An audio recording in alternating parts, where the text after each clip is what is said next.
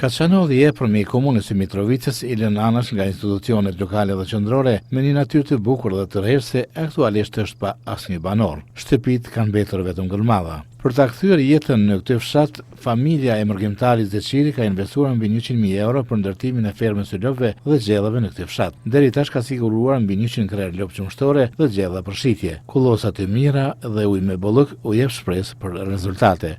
Të rrugët për me dalë të livadet e shtalla i ka krye vetë, dikun 70.000 euro i ka ndalë veç rrugë si ka punu, deri këtu.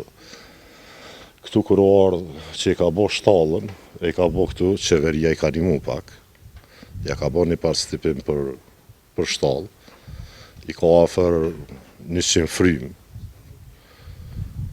po shumë vështërsi, shumë i ka ra investimi madhë, me punu, po i ka punësu, diko nëm familje, i ka nëm punëtori ka që punojnë të kë.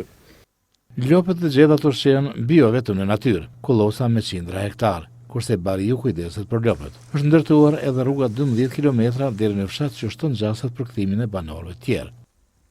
Këtu pe kullote, merët lopë ose biku, qëhet në trepë dhe therës, do me thonë krejtë gjithësore rrugë, edhe këta shitet për menere. Po çdo gjë këtu është e sigurt edhe është bio. Nuk kam diçka falsë, po nuk më bëj reklama, po kjo shihet vetë. Do me thonë krejt këtu çapa i gjeni.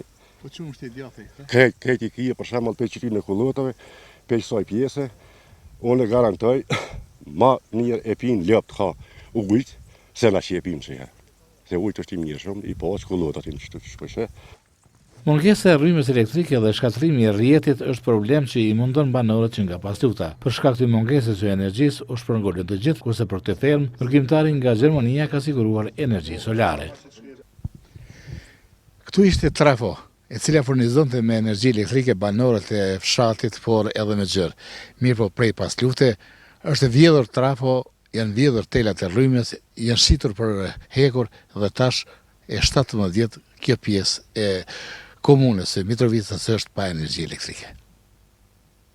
Nga këto qindra lopë sigurohen përshitje qindra litra qumsht, djathë dhe prodhime tjera. Është saktuar edhe edukacioni në stan tërgë, ku bëhet përpunimi produkteve të qumshtit dhe mishit të përmbledhur në fermën e Mara.